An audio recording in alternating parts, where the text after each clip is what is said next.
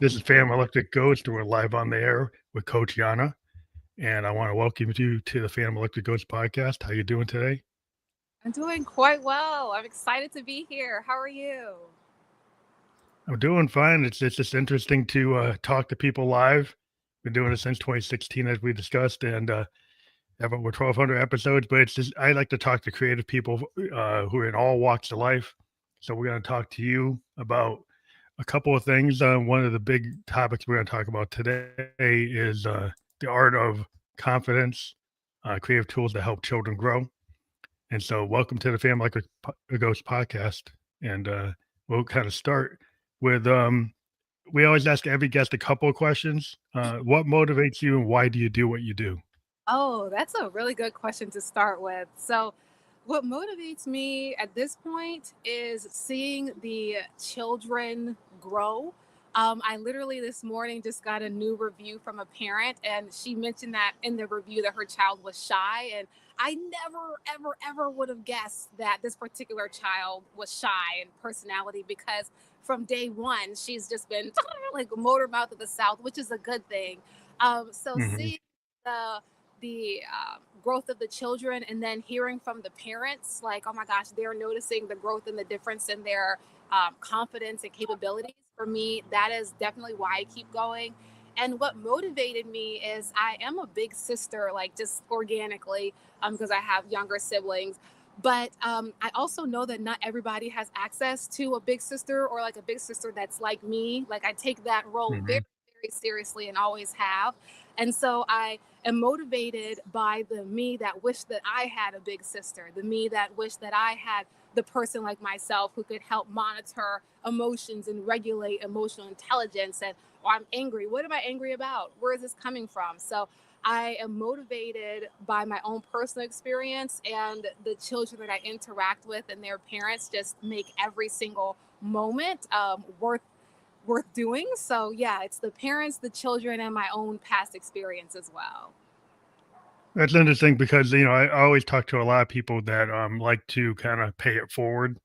Hmm. They like to take their benefit of their experience and bring it out into the world through whatever creative process they have. And a lot of times, helping children is a real big thing because people sometimes, in this day and age, they have like the internet being like the nanny, which is probably not the best way to do things.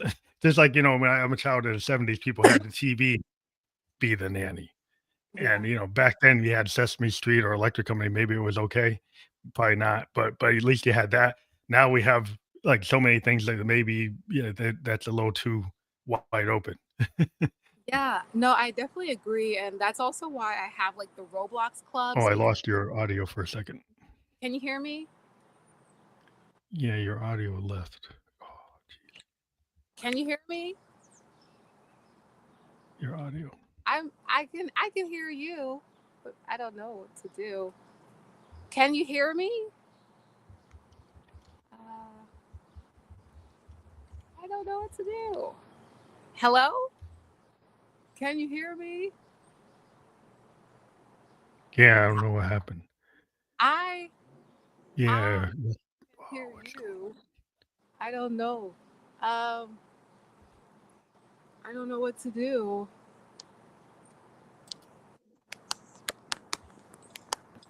Uh, I don't know. Oh, you can hear me. I say I can't hear you for some reason. It's not coming through. I don't know what happened. I don't know if the Bluetooth kicked in or something, but it's not coming through on your side. Let's see. What about now? Can you hear me? Oh, there you are. Oh, okay. Yeah. I don't know what happened. Yeah, for some reason, like the audio dropped. I don't know.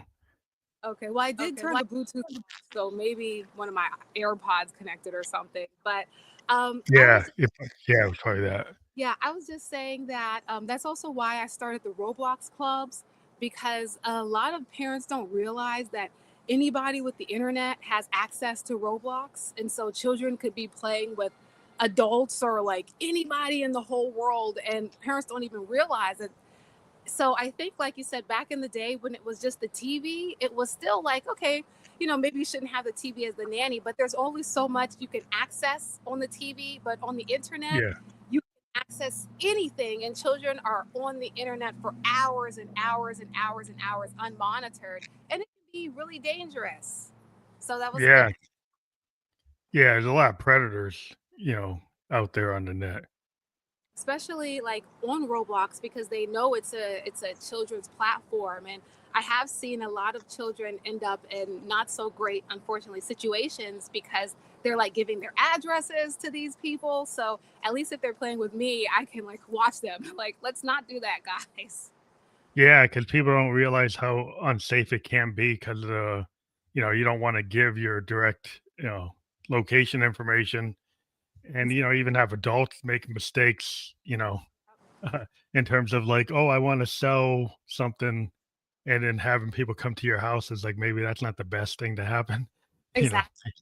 Exactly. Um, but yeah, it's just like, so in terms of like the laptop life coach, like how did you come up with that idea? Yeah, so I don't remember what the word is called, but I like when all the letters start with the same. I think it's like alliteration or something. So Yeah. when it's like CCC or LLL. And so laptop and life coach both start with L. And I want it to be primarily virtual. So as long as Mhm. you have a laptop, you can have access to a life coach, specifically a children's confidence coach. So that's pretty much how I came up with the name. So in terms of like lessons learned as you started to do this, like working like online, have you seen like because there are people who prefer like in person, but after COVID there was a lot of people who had moved, and they don't live where they used to, and they take advantage of being online. There's a lot of people say, well, I'm in IT, I haven't had to go in the office for like 3 years. um, so I used to be a road warrior, but like I've come to like the online experience because it allows me to do other things. I'm not like spending time on the road all the time. Yeah, so I also think like children nowadays they're on the internet all day anyway. Like if you have a phone, most of them have their own devices, their own iPads, their own cell phones, the video games, like literally everything is 100% online all the time. And so instead of creating a space where it's like, oh, get off the internet, I'm like, okay, well, at least if you're going to be on the internet, you can be safe, you can be monitored, and we can talk about internet safety and things while we're on the clubs. And with my self-paced things, like literally everything's internet based. So I appreciate that everyone's moved that way. And since the children tend to be early adopters anyway, I just felt Hmm. would make sense because they're online anyway. And so, and then another thing with COVID, a lot of children are not as social anymore. Like they don't really talk to as many people face to face. They're a bit shyer. I've seen a lot of children whose parents will say, oh, my child has social anxiety and different things like that. So I do allow the children to show up in their own way. So if they are a bit shyer, that's fine. If they're not shy, even better. So, That's good. I think a lot of times people we live in a world where like the Tony Robbins world is like, oh, there's 6 steps for this, 12 steps for that. It's going to work for everybody. And what I find is there's a lot of individualism. Like as a musician, like as a producer, you're kind of like a music teacher, and you run into if you're working with an artist, everybody has their own unique way of processing something. So if you go and use the same approach for this artist versus that artist, you can get wildly different results. Like if you don't actually like read the room and like read who the person is, instead of let's say everybody. I remember as a child of the '70s, like school systems, like they didn't really think about right. people who had special needs or people had differences. Like they would just like, okay, well you don't fit in, and they just throw you into some Exactly. back of the room. And they wouldn't even try to figure it out. Yeah. No, and that's actually a really good point too, because since it's virtual, there are a lot of children that I interact with who might be, others would say like delayed in different areas or don't feel comfortable having the camera on even. There's some children who they'll turn the camera on just to say like, I'm here, and then that's it. There's And some, turn it off. Yeah. yeah, they won't speak the whole time, but they'll be in the chat. And so there's one child in particular, he never turns his camera on, but he went from like just saying hi in the chat to now he'll comment, or like there's one club specifically, they always vote me 1 star because I don't give them extra hours like after club. And I'm like, guys, it's 10 o'clock at night where I am. Like, it's time to go. Yeah. How many extra hours can you have? Yeah, and so he'll be in the chat, Coach Yana, 1 star, another round. And before he would just say hi, and like that was it. So Okay. even So a child, getting yeah, who doesn't want to show their face and only chats, even he feels comfortable enough to express himself. So I think you brought up a really good point that not all adults are the same, not all artists are the same, and definitely not all children are the same. Children are the most I don't want to say like vulnerable, but when it comes to words, and they take yeah. everything so intensely and so personally, and I feel like it's so important for children to feel seen, safe, and heard, and not like an extra person, not like a bother, not like there's something wrong with them. And so that's what I really look to cultivate. And the last thing I'll say is a lot of times also people confuse shyness with low self-esteem, or loud child with confidence. And just because a child is loud doesn't mean that they feel comfortable within themselves. And just because they're quiet doesn't mean that they're insecure. So I'm also trying Yeah. to find that balance of like, okay, guys, just because you're outwardly one way, it doesn't mean that that's how you feel inside either. Yeah. And then the idea like neurodivergence is a lot of people that, in my industry in software, even in the creative industry I'm in, I come to find there's a lot of people who are kind of neurodivergent. So, they might put on a mask, or like they're very shy, or they're have a lot of bravado. Right. And there's a lot of room on the spectrum, right? And so, like how you get to this person, you try to get the more honest performance out of the person that has all this bravado. So they might Right. do a lot of outwardly stuff that's like a little showboating, and then you Mm, say, well, maybe we want to get something a little vulnerable. yeah. Maybe you need to, pin down your armor a little bit, take a little, a couple pieces off, and let's try to get to something that is maybe not so comfortable for you, but it's actually going to get us to a better place, because we're going to explore that kind of looking glass self. We're going to do a little inner work, and that's what I try to bring out. It's like I want to bring out the thing that they're kind of scared of, and make them get more comfortable with it. Yeah.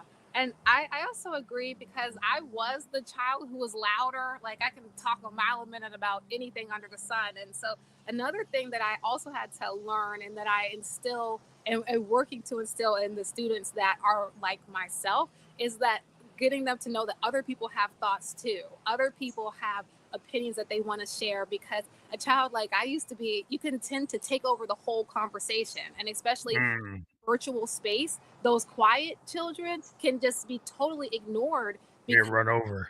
yeah, You get run over.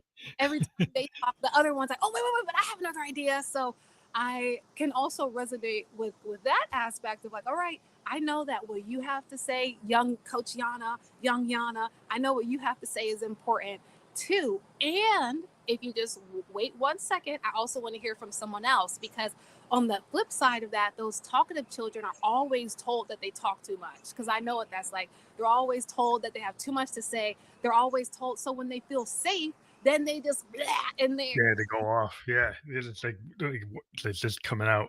exactly. So I have to be mindful even with them to like let them know, hey, it's not that I don't want to hear from you, and it's not that what you have to say is not important. It's that what you have to say is important, and so is what such and such has to say too. So is what, and so I'll like call the quiet ones by name specifically to see like, hey, um, Susan. I don't have these children named Susan. I don't like to put my kids out there like Yeah, that, but yeah, yeah, yeah. Susan, are you feeling all right today? How do you feel about this? Or da da da da. So I work to engage everyone, and then also make sure that those kids that were like me that get told they talk too much, that they still have the space to talk a lot, but recognize like you're not the only one here who has something to say. So it's a delicate balance. Does class size help with that? Like, if you have a class that has like 30 people, then that's gonna get awkward. If you Yeah, have a class that's like 5 or 10, maybe it's more doable. Have you found there's a certain size you have to work with. Yeah, that is right on the nail. So none of my classes are over 8 students because of that. And some classes, if I notice that there are more talkative personalities, I'll make it even less. Like there's one class Mhm. I'm not going past 6, just because of the children that. Nature of the class. Yeah. So like if I have, it's the class that they wrote me 1 star, they're at a cap of 6 because if they get, we tried 7 once and it just kind of went over. Doesn't work. But that's interesting that you're able to do that because that's where I kinda talk about the cookie cutter Mm, mindset is like, don't go try to pack in 20, 30, 40 people. exactly. And then it's like, if you get the people who are more outwardly, comfortable, they'll just run over everybody. Yep, And it's like they wanna be heard, but it's like, yeah, then nobody else is getting the value. Like, exactly. what's the value proposition if only the type A's are getting all the attention, which is kinda like the problem with a lot of school systems I've seen is like, are you teaching to the top 2%, right? Exactly. And then you don't actually get everybody else is not getting the skill set, and then the teachers, like, has these favorites, and it's like, well, then the whole society is suffering because not everybody's able to self-actualize because you're only paying attention to the guys who are getting the A Exactly. or the B, and then nobody in the C and the D students, they need some extra attention. Exactly. And so while I don't necessarily have grades and things, I know that's not what you were saying, but just to add to your point, um, I really, really, really do my best to pay real attention to each personality trait, especially like the kids that are there for a while. Like I know it specifically like with the gamer clubs because so far that's the most popular. I know their Mhm. usernames, so when they like walk down the runway in this particular game, like I'm like, "Hey, Susan, what made you come up with this?" and "What made you do that?" and this, that, and the third. So trying to engage them, but also, like you said, if adults are different, children are different. And on a real baseline level, Yeah, children everything. They pay attention to everything. They read into everything. So like on I find myself having to really clarify what I'm saying too. Like one time the we were playing this dress up game on Roblox. It's the best game ever, Dress to Impress as far as I'm concerned. And the theme was, I think it was disco. And then one of the students was like, "Oh, I'm gonna dress up like the '90s," and I just start laughing immediately because I'm like, the '90s wasn't disco, but based on her facial expression, I immediately stopped laughing. I'm like, "Hey, hey, hey, wait, wait, wait, yeah, 70s. yeah, I'm not laughing Yeah, because of you. I'm not laughing at you. I'm just laughing because I just think it's funny because disco was the '70s and she still had like a, oh, like, okay. And I'm like, but no, no, no, no. So I had to really break down, like, look, look, look.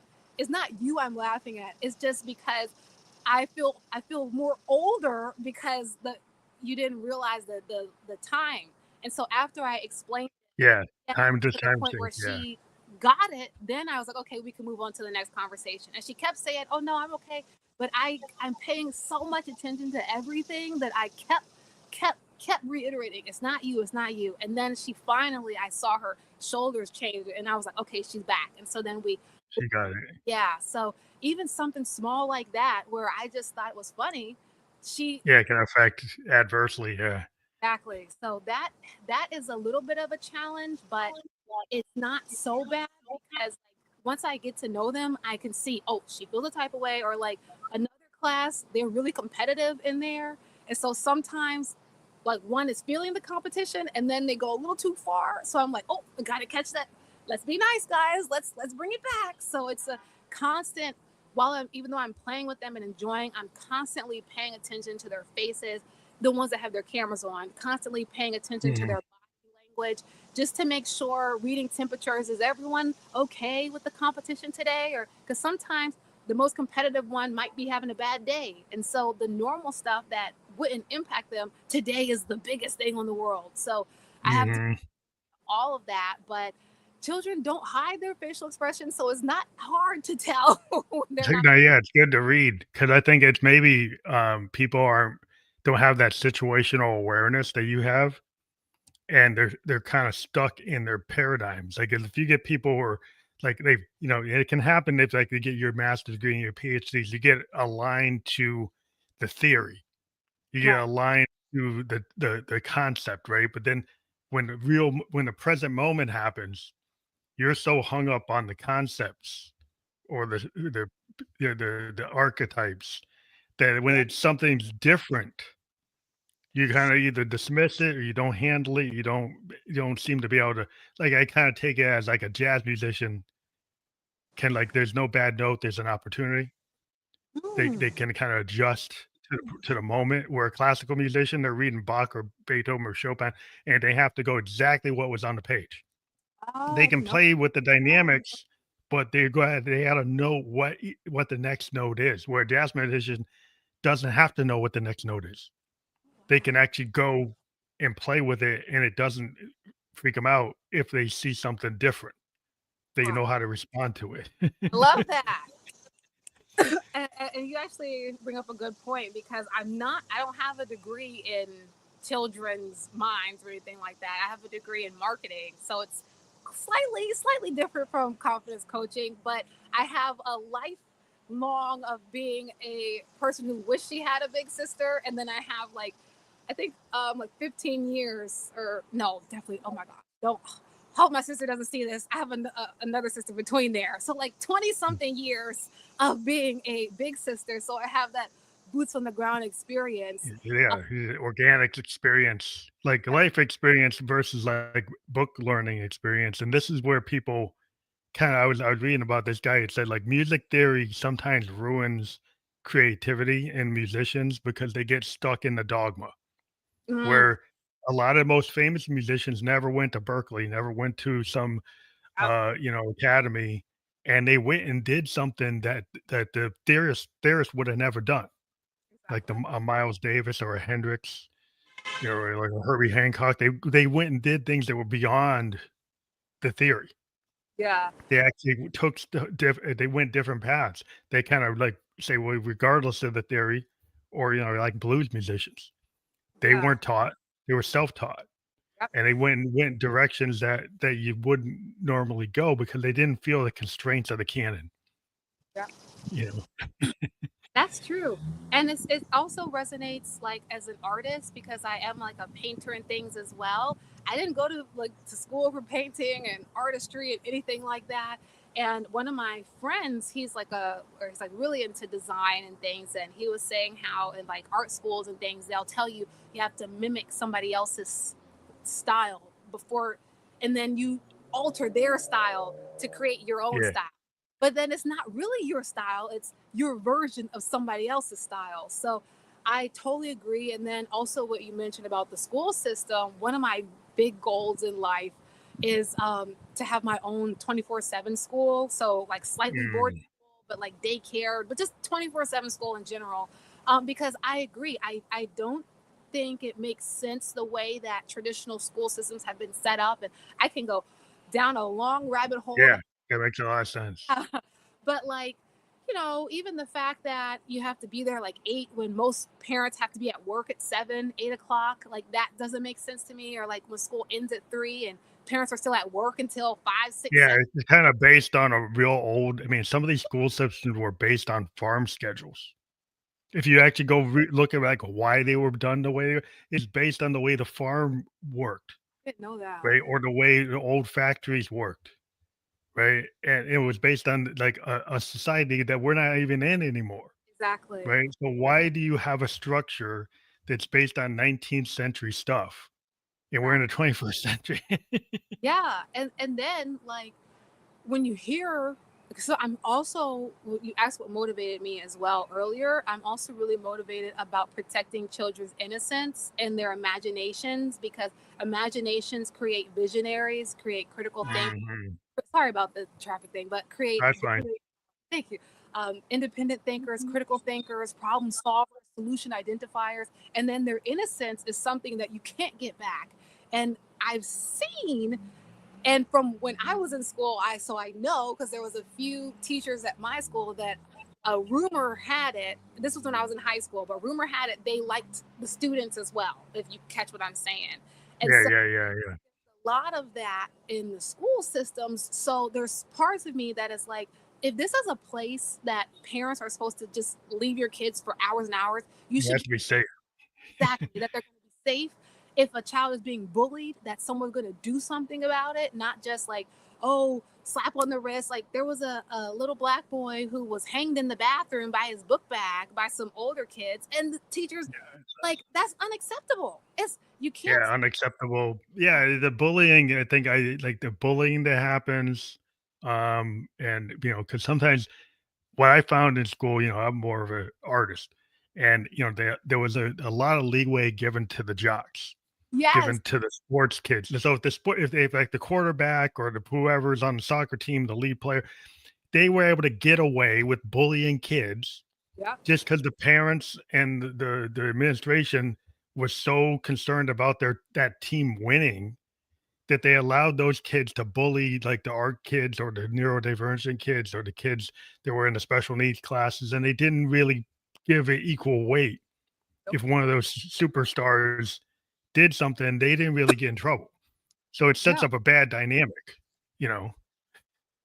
That's true. And so I was on the jock side in a way because I was a cheerleader, but I did notice, I'm not going to say which school it was because I'm not trying to, cause a disaster fire over there, but I do remember even like the health difference is different because we had a doctor, like I guess like a nurse or whatever for like the general population, and then we had nurses for the athletes specifically.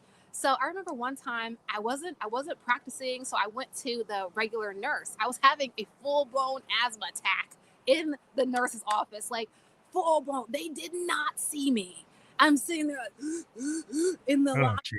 line. Yeah, that's not right. Yeah, and then after I calmed myself down, literally I was in there for like an hour having an asthma attack.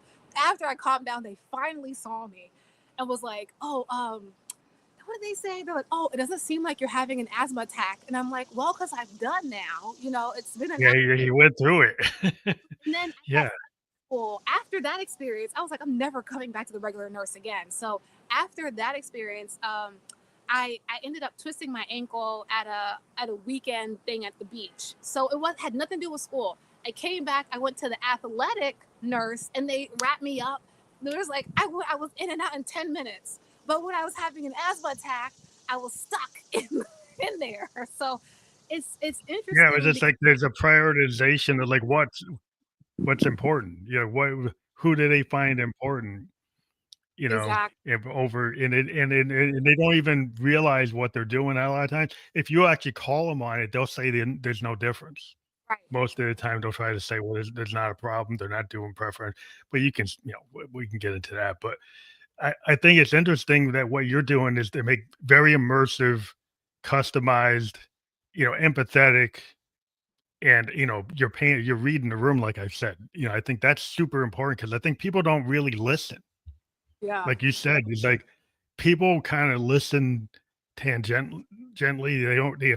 They're more concerned about the next thing you're going to say or what they're going to say than actually what it was said. And I think really to learn, like you said, children are paying attention to what's in between the lines.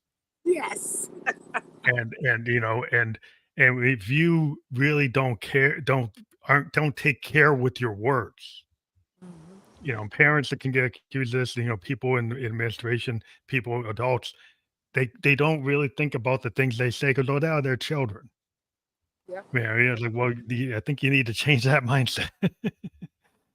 No, I definitely agree, and I have been on like both sides of the thing because um I've had experiences with adults who made it very clear that what I had to say was not important. What I had to say was just like whatever. And then I also had experiences with adults who very made it very clear that what I had to say mattered to them and what I had to say was important. So I Mhm. be on that side of like and even when it's something like for example, because I have multiple dress to impress clubs. That's like the most popular one. That's the Roblox game that all the girls and little boys just love that game, whatever. So in that club though, there's like lore that the kids really like. But after the fourth club, I already know all the lore that there is. I already know that there's all the lore that there is. I already know where my okay. There was like an echo, but anyway, I can like I already know that there's going to be a new update today. For literally, there's an update in the game today, so I already knew that 3 days ago. But no matter how many times I already knew it, when they tell me, I'm like, what? Are you serious? Like, yeah. And did you know that Lana got kidnapped in this one game? And like, yeah, I already knew that 2 weeks ago because you may forgot, but you told me already. And then the other kids told me. And then I already know there's another update coming. But every single time, no matter how many times I've already told me, because sometimes they do tell me the same thing over and over again, no matter how many times I've already heard it, I still give them the space to act like I've never heard it before. I still give them the space to express because I remember as a child, I used to hate that. Like if I was telling somebody something, especially an adult that I really wanted to share something I thought was interesting, and they're like, I already know we breathe Yeah, air. you kind of minimize it. Like if you kind of take the air out of their balloon, Exactly. it's like because it's like and the people just like I just don't think they think about like what you're saying, the impact. Exactly.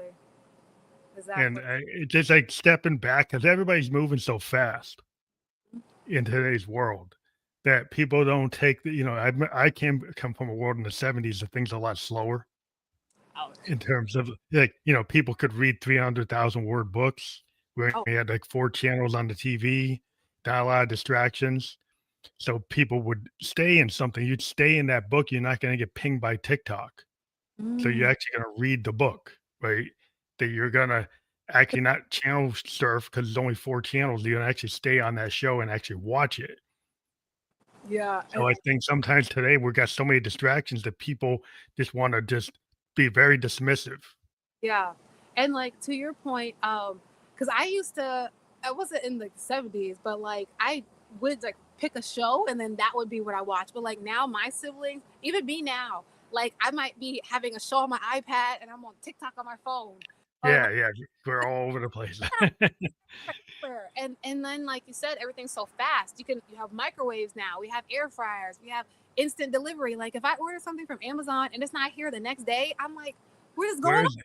Yeah, what's going on? It's like, I want it now. Like before, people were waiting like a week, 2 weeks for something mail order. I mean, I'm reading a comic book and I see something and I order it and I gotta go clip it out of the comic book, go get a stamp and put it in the mail and wait like 2, 3 weeks for it to come. Yeah, and like I have a funny story about mail. Like when I graduated from, it was either high school or I think it was high school. My nana told me that I had to send handwritten thank you notes to like everybody who got me a gift. So I'm like, okay, not a problem. So I get the stamps, I send the notes out, and all of them came back to me. And I'm like, I was like, what is going on? And so my nana asked me, like, why didn't you send the thank you notes out? I'm like, I did, but they all returned. She's like, what happened? I'm like, I think it's the size of the paper because they were like small envelopes. And I'm Oh. what? And I'm like, yeah, like it has to be because of the paper size. Maybe they didn't like it. She's like, let me see. I had sent them all to myself because I never sent mail before. So Yeah, you didn't know how to actually send it. Yeah. they all came back. So I had to resend them all again. But that way, at least now I know which, because only time that got mail was my name was in the middle. So Oh, no, so you didn't realize how it gets how to address. Yeah. I still haven't lived that one down. And that was like a long time ago. And with email today, I wonder how many people actually know how to mail a letter. Exactly. You might be assumed that everybody knows how to do it, but people are doing stuff through online forms, and everything's like online, and so you're not actually sending, filling out a piece of paper and put it in the mail. It's like that is like probably very foreign to a Yep. lot of young people because they just want to just go on my phone and do it. Right. And Oh, and I don't know about that. that also brings up the wider point of the of just life in general is that like the same things that applied back in the day aren't as relevant now. So like we're talking about like the school system and how things are set up, the way that we were, even myself, or how you guys were, or even more seasoned down the line, it's a different world. So we can't engage with these children the same way that we engaged with previous generations. Even the way that I grew up versus these, I don't even know what generation we're at now, but the latest generation of children, they live a completely different life. Yeah, they're probably never gonna learn the Dewey Decimal System in the library. See, I don't even If they went into those index cards, they wouldn't know, like, "Well, how do you find a book like this?" I have no idea. exactly, or like even what is a library? Not even really, but like you can have books on your phone, books on your iPad. You can Audible, Amazon books. Yeah, I mean, most of the research is gonna be done through ChatGPT Yeah, or Gemini, yeah, and, they're not gonna know about going into that Dewey Decimal System and going and looking up a book and having to cite it and learning, like, the end notes and the footnotes in the old way that you had to physically go into your book and go find right. it. Now everything's like, I could be online in my Word doc or my Google Doc, grab something from ChatGPT, look where where the citation is, put it in. That was all manual. Yeah, That was all stuff that you had to know how to actually do it in a certain way, and it was all, like, kinda etiquette of grammar and structure, and I don't know if those things are being taught, and sometimes because you don't know the manual way, you might lose some of the importance of why you needed to do it that way. and you brought up a good point also about ChatGPT. Excuse me, and why I'm so I try to emphasize imagination for the critical thinking because ChatGPT or all the even though I use the AI, so I'm not trying to shade Mhm. AI, but like if that is the only place you're getting your information from, how do we know it's not skewed? How do we know Yeah, what well, it's yeah, you have to trust but verify. that all they're doing is taking in the source that is curated for them and the Well, information. yeah, what you learn is, like, when in computers, what we call this idea of called garbage in, garbage out. And machine learning is based on somebody's discernment of what that machine should learn. So Oh, if you have somebody who has a point of view, if they only put in their point of view into the learning library of what they think is beautiful or what they think is right or correct, it's going to be skewed based on their worldview. So the computer only learns what you give it.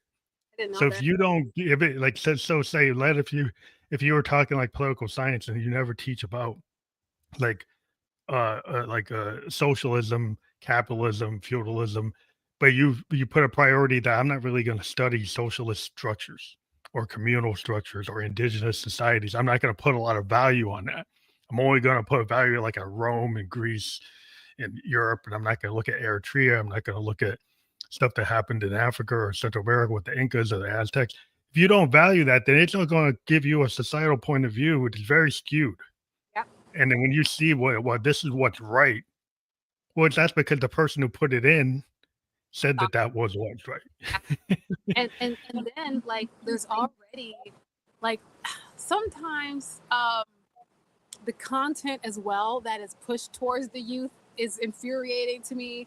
So like then you add the content that's I don't think is youth appropriate, but suddenly this is for kids or the the skewed view of what reality is based on whoever put in the information for ChatGPT. Because I remember even I asked ChatGPT a question about myself, like, and it was like, "Oh, I'm sorry, um, I can't answer that because it's like a hate crime or something." It wasn't a hate crime. Yeah, It's yeah, something so yeah, I'm like, this is totally not any. So even like the level of information you can get is policed, and they're policing that, but then promoting like I'm not trying to shade like no artists or anything, but like Ice Spice for kids or like yeah, Tyler Nickelodeon thing, and like why was she? Why is the singer of a song called Wetter and whatever she's singing about? yeah, Like we those yeah. But why yeah, there's a lot of non-child appropriate stuff, and then because people are doing it for marketing purposes, like if you have corporations, like people gotta understand, like this AI stuff is run by multi-billion dollar corporations, and their first concern is profit. exactly So they're not concerned about truth or philosophical concepts or justice or morality or anything. They're looking at how much money can they make? How efficient can they make it? exactly Now the question is, like, my whole argument with this is, does the fire department make money? Right? That's the concept, right? Does the fire department is it supposed to make money? No, it's a service to put out the fire. mm, If you value everything is the profit motive, like trying to forecast a hurricane or tornado, that's going to cost money, doesn't make money. Right. Right. So if you start saying that things are inefficient because they don't make you money, well, for weather forecasting for tornadoes and hurricanes and floods doesn't probably make you a lot of money. Nope. Protecting people like or from natural disasters, that probably doesn't make you money. So if you only focus on the things that make you money, Right. then you're not going to do things that are actually good for the overall society. It's only good for your greed. Yeah. And And so that's what you get these lenses like, oh, so this is appropriate for kids because it makes me money. exactly. And unfortunately, it seems like, and I always just feel like there's and I might be dramatic on this, but it's because I'm so passionate about protecting children. I feel like there's a war on innocence.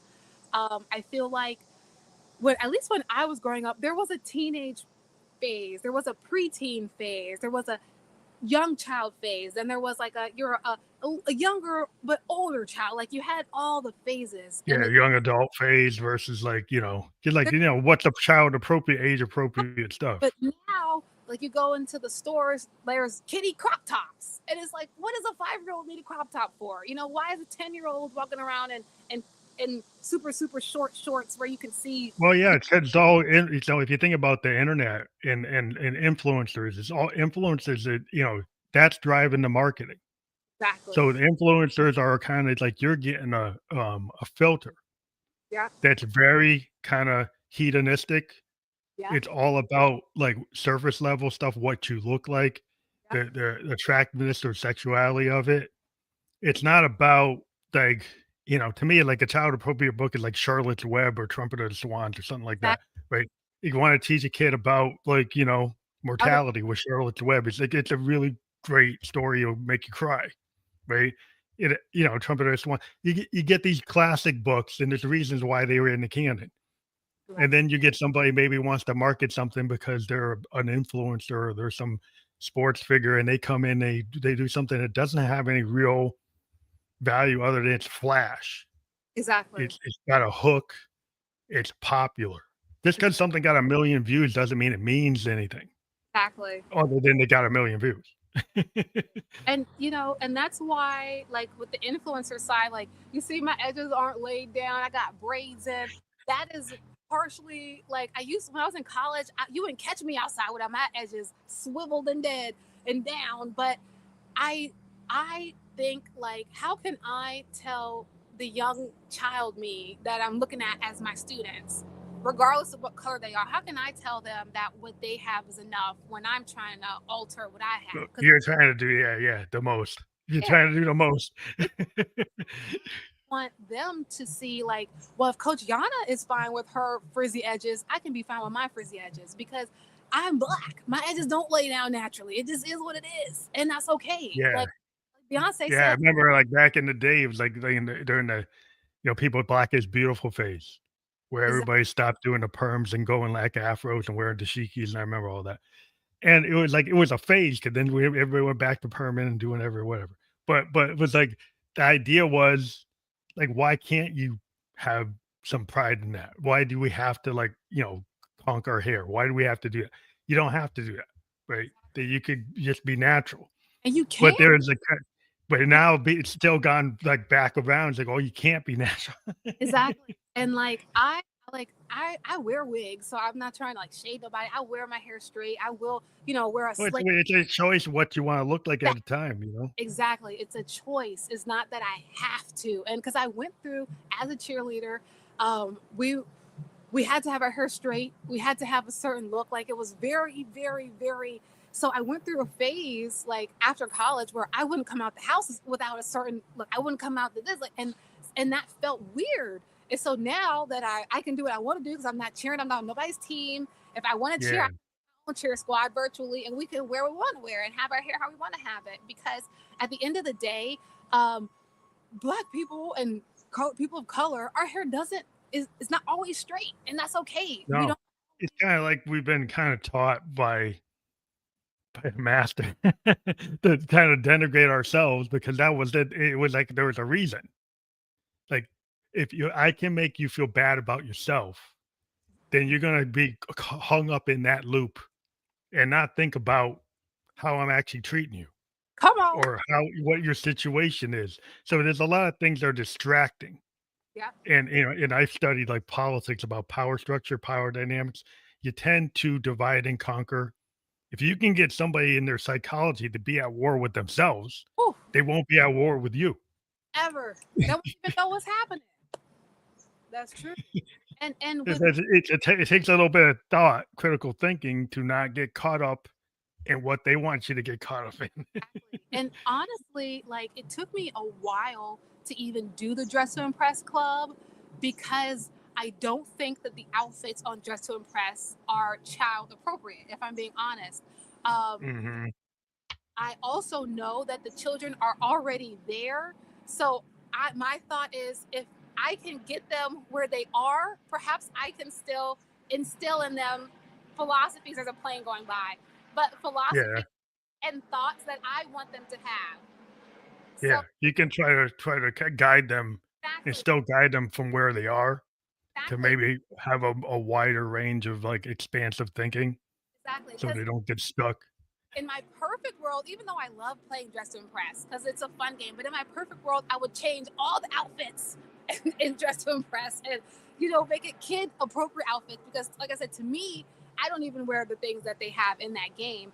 But since they're already there, the kids are already there. At least if I'm there with them, I can add. But you're perfect the way you are too.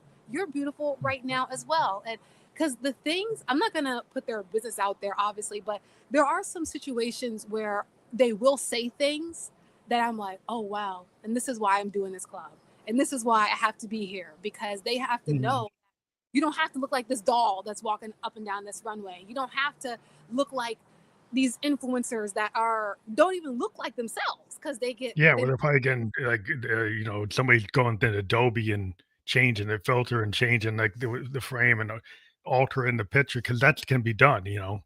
exactly. And then they'll get the surgery and still alter the picture and still have this and that. And like this 5 year old, 6 year old, 7 year old, 8 year old is looking at that like this is what I should be. But that Yeah, person doesn't even look like that. So that is yeah. why, especially on Oh, club, Hollywood. yeah, I try to look as natural as possible. Sometimes even I have on we might it might be the end of the day and I'm looking rough, but I still show up because they need to see that it's Yeah, okay. you need to yeah, they need to see, like, what when you go to college, a lot of times if you get hung up like, I knew the kids who were, like, in the biology and the chemistry and the science kids, like, a lot of times they didn't care about how they looked. 'Cause, like, with, like, if I'm in my calculus, in my physics class, or I'm in I'm so hung up on the thing I'm working on that I didn't really care about the outward as much, and it Mhm. kinda got in the head, and we'd be kinda criticized that you guys are not really together. Yeah. Yeah, but we're together in a different way. I will say though, I do feel like there's a good balance because there you can be you could be on opposite ends. You could be so far into what you're doing that you forget the outside and you forget the health aspect and you forget like cuz sometimes when you look good you do feel good regardless of whatever. Yeah, the balance. You don't wanna go too far either way. That's always the harmony of how Exactly. do you get from being, like, just wearing your sweats every day and wearing, like, just, your T-shirt and not you looking kinda, like a college kid that just got out of bed, versus, like, somebody like, okay, you go to some colleges and they're wearing a jacket and they're Right. actually wearing a tie. And they still did the all-nighter, but they still put on the suit and the tie. So there's an idea. It's like, I should still have this uniform. I Right. should still have this sense of self that I should present, in this way. And it goes one way or the other. You can't stay there at a happy medium your whole life, but Yeah. you try to strive for some kind of balance. Yeah, and I think ultimately like people also just have to do what they feel is right. Like, and because sometimes, like, if you're gonna wear sweats, at least don't wear the same sweats every day. Like if you're gonna wear sweatpants, at least change it. Or at least if you wore them on Monday, put something different on Tuesday, and then put that back on Wednesday. Like, Don't just wear the same thing all day. Or if you are going to do the suit and tie, do the suit and tie because you want to, not because you feel like less than unless you show up a certain way. So I really try to like emphasize first and foremost, what do you feel the most comfortable in? Not what does the society tell you should look like, or Yeah. what do you feel most comfortable in? And then from there, once you feel most comfortable, now how can you elevate it to where you feel most confident? Because there's a difference between feeling comfortable and feeling confident in what you're doing. And if you feel confident in a sweats, wear your sweats. If you feel confident in your suit and tie, wear your suit and tie. But what can also happen is people will try to look so good based on what society tells them that now all of a sudden your whole body is exposed and you don't feel comfortable, but you feel stylish. And then that can Yeah, be yeah. Yeah, it's like, how do you find your individual, like, you equal, like, the thing that makes you you, right? The special, the secret sauce that makes you you, where you get the person that kind of stands out because they got style. exactly, Not that they're a fashion designer, but they have their own style and they're not following the trend. And then they probably gonna create a trend exactly, because they decide to be independent. And I'm gonna come out, wearing this different color scheme. It's not like anybody else's color scheme. This different style of wearing this something that doesn't normally go together, but then they're willing to be. They've given themselves the permission structure to be yes, an individual. We see this like with an artist yeah, who, they come up listening to things, but then they come up with a style. You get like a Prince, you get a Sly Stone, you get a Bob Dylan, yeah, you get these really amazing artists that have like a unique spin. exactly, You get Tina Turner. They get like a way to present themselves. Like, that's her, but you know it when you see it. Like, that's how she carries herself. That's exactly, how she presents herself. There's a confidence, and yes, it's like, well, how did you get that? It's like, well, because I started to like not care about what people thought. I started caring about what did I want to do. exactly, Am I actually doing what I want, or am I doing what they wanted me to do? exactly. Exactly. Exactly. And especially like you said with children too, because they're so easily influenced and everything that they're seeing, they're taking it in. When they see that this particular person is celebrated because they're wearing this, or they're celebrated because they're doing this, they just assume, well, this must be the way I should be. And if I'm not that way, then I'm not good enough. I'm not enough. So I think you brought up Hmm. a really good point. It's about individuality. And as much as we can use these tools and the technology to get advanced, we also have to be mindful of like, okay, where do I stand in this? Everybody wants to be a minimalist. I'm a maximalist. I like a lot of stuff. I want a lot of colors. I don't like just gray and tan. I want some pink in there, some yellow. That's why I paint clothes and stuff. But I think that um, as long as we as individuals, the ones who might go against the grain, because even when I was cheering and in the quote unquote in crowd, I still always felt like I didn't always fit. And I don't know if everybody feels that way. Because externally, it's like, well, how can't you? You know everybody, you're friends with everybody. Because I was like I guess you can call it a social hopper. So I just had multiple groups. So I would talk to the kids in science. I would talk to the kids at the band. I would talk to the football player. Like I just always hopped around. And sometimes people get mad about that. Like, why don't you just hang out with us? But at the end of the day, I think we just have to make a space for children starting out that they know you can be an individual. If people don't like it, oh well. And little by little, they practice it. And before you know it, they're wearing their own clothes, they're speaking their own voice, and they're stating their own opinions. And it's not influenced by what somebody told them they should be, because they recognize that they're okay with being who they are. And this is my last thing, because I see we're coming up. Not my last thing, but my last point on this. Florence Scovel Shinn, she's one of my favorite authors. She says that there is a space in this world that only you can fill. And so I strive to represent that and put that into my students, to recognize that for whatever reason, we don't know, you are the way you are, you look the way you look, you have the mind that you have, and of all the possibilities that could happen, somehow you were created just the way you were. And that is not by accident. There's something in this world that only you can do as your most authentic self. Not nobody else can do that. Nobody else can be a better Yeah. me. No one else can be a better you than you can be. No one else can be a better them than they can be. And as long as they are cultivating and becoming the best version of themselves, then hey, I feel like job well done. Yeah. It's like you're trying to get people to believe that, the individuality within them is the point. Yeah. The point isn't to try to be, you know, whoever is in the top 10 on your Instagram or TikTok feed. It's not trying to be them. It's trying to be you. You know, and that's something you have to work out your whole life. Like you're gonna constantly evolve. That's true. That's true. But People hopefully, always want to know, well, like, when am I gonna be done? It's like, well, you're constantly evolving. As long as you're on the planet, you have another chance. yeah, I'll add to that, like the more that because I'm also big on continuous evolution and studying and reading and just learning different philosophies and ancient practices and different type of stuff. And the more that I evolve, like 5 years ago, I was like, man, I didn't know I could be this healed or this good a version of myself. But me today versus even 3 years ago or versus last month even is a new version. So you bring up Mhm. a good point. It's a as long as you're living and you have a mind that can operate, there is work to be done on your individual self. And then the better you are for yourself, you naturally just emanate or radiate a better version for everyone around you. So I definitely agree. Yeah, I think that's the point I get to people is like, not trying to be perfect, as an artist is not always the goal. Because sometimes the imperfection, like painters and musicians and filmmakers have found that sometimes the stuff that they were gonna put on the cutting room floor is actually the thing that they actually keep. And Yep. so the idea of, well, what's perfect is very subjective, and you don't want to get caught in that perfection trap. The happy accident a lot of times is better than the thing that you thought was Yep. perfect.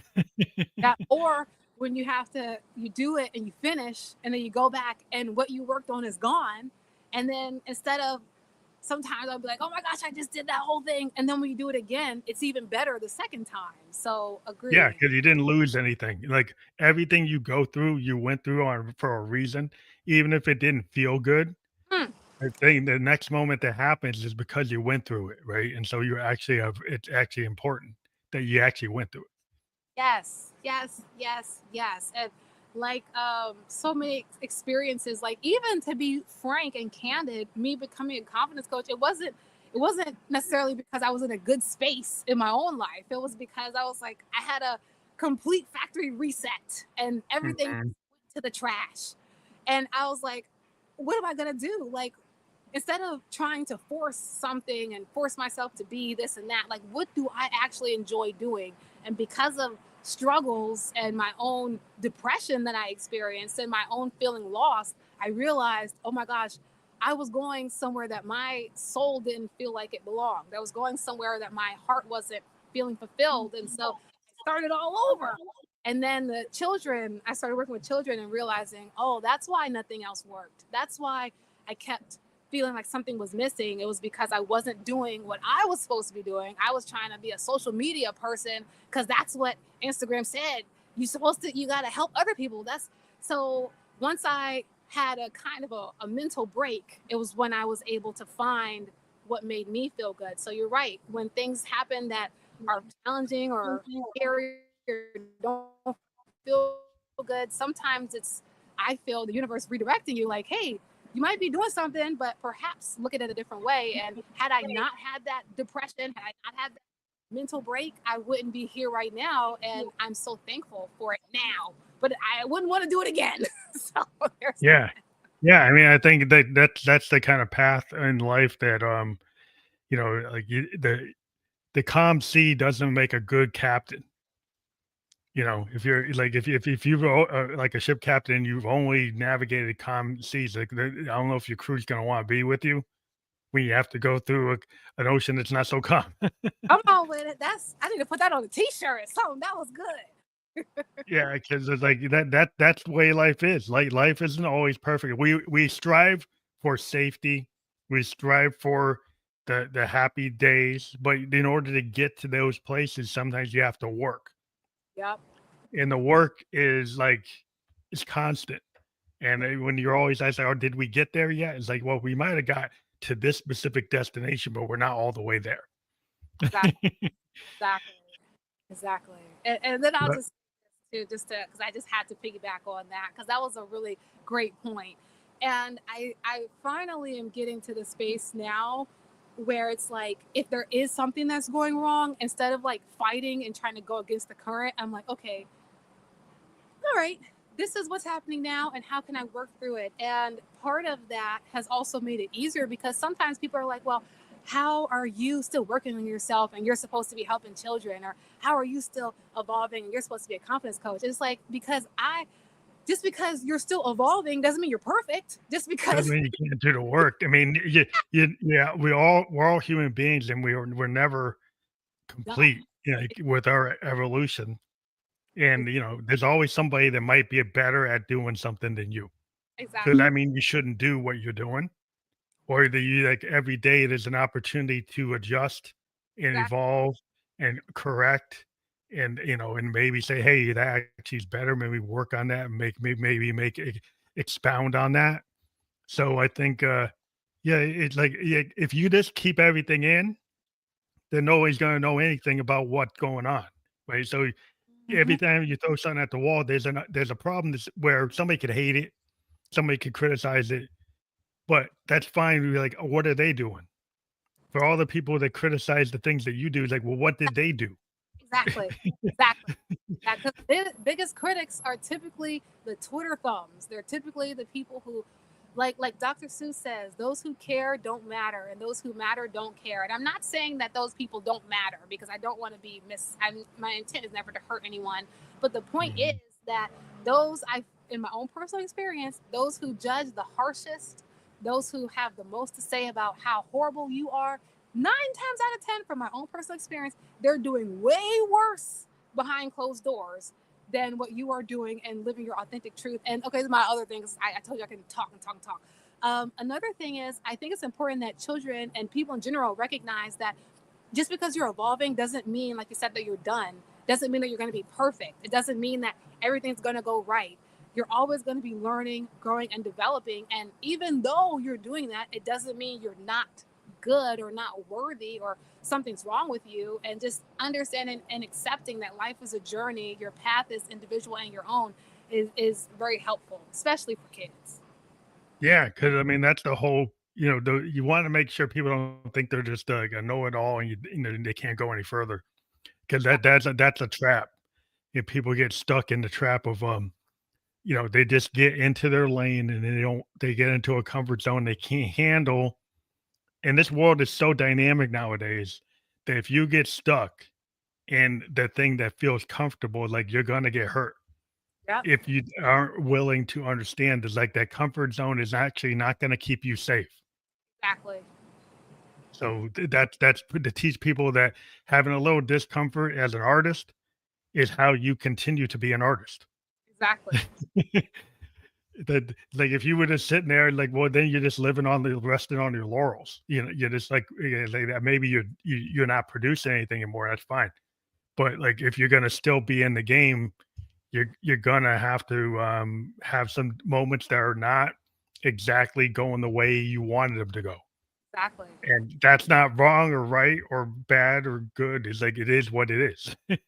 And to your point, eventually you'll get left behind if you don't go with the uncomfort. It's not always comfortable to grow, but if you don't grow, eventually you're gonna be behind everybody else because everyone that kept going through the discomfort is past here and now like all these businesses who thought they were so big like Blockbuster and all these companies, they're like, oh, we're never gonna people are never going to watch movies from their homes and their iPads. No one's ever going to do that. But look what happened. So Yeah, it's you gotta evolve. It's like people don't realize that if you don't go online, that you're like you think somebody's gonna go to that main street store, and yeah, now they're all Amazon's got it all exactly. because like you didn't figure out that somebody's always gonna come through the door. It's like well no they're not. so And it so, doesn't so matter like, it doesn't work out that way. exactly, exactly. But like, so we have the laptoplifecoach.com. If people click there, what do they find? So there you will find a full ecosystem about child development, specifically with confidence. I have a children's series that I'm working on. One of my students challenged me to make 100 episodes of this. I'm on episode 5, so I'm definitely not all the way there yet. I'm not even halfway done, but there's 5 episodes available. You also find children's meditations there. You'll find self-paced courses and options if your child can't attend the live classes. And then you'll also find my live social clubs where typically we'll meet weekly, do games, art, meditation, all the different things. So like I said, on the laptoplifecoach.com, you'll find a full ecosystem of childhood development and helping them become their best selves. And I also have a YouTube channel for adults specifically with like things that I think are important to recognize when you're trying to develop confidence in your child, when you might not, because not everybody has the money to pay for the even like the membership that's on the lower end. People might not be able to pay for that. So I have stuff for everybody to access because all children deserve to feel seen, safe, and heard. And like I always say, confident children become capable adults. So I try to find every aspect that I can, including reading. I have storybooks on there where they can color and read and all that type of stuff, just to encourage children to be their best selves, develop confidence in ways that are fun and that anybody can access, whether they have money to do so or not. Well, I think that's wonderful. And we want to let people know that that URL is clickable on the description of the podcast. We've been live on LinkedIn and YouTube. We tried to put it on Instagram. We'll see if that worked or not. But we will be on a bunch of other platforms like Spotify, Apple Podcast, iHeartRadio, Amazon Podcast, many others. We'll give you a landing page by tomorrow. But I want to thank you for being a guest on the Family Electric Coach podcast. And I want to thank you for having me. And I do a signature round of applause every time I have a great time somewhere. So I just wanted to give you a round of applause as well, just because I had a really, really great time. This was a really in-depth conversation. And I just want to thank you for allowing me on your platform and just for having such an intellectual, deep, lively conversation. It was a blast. Thank you. Have a great day.